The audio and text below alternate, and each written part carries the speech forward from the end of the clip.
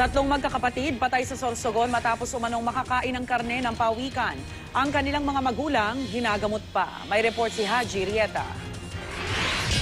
Sinabaw ang karne ng pawikan. Ito ang tinuturong sanhi ng pagkakasakit ng 5 magkakaanak sa Barangay Liang sa Irosin, Sorsogon.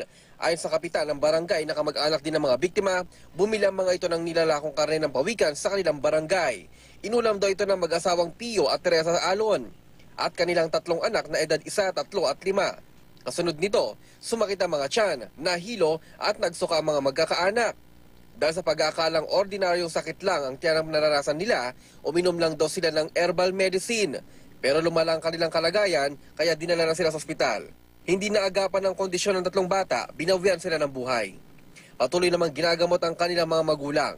Nakaligtas naman ang 3 pang anak ng mag-asawa dahil hindi na sila natirhan ng ulam na pawikan. Kung sakali kasi, baka maging sila ay nagkasakit din.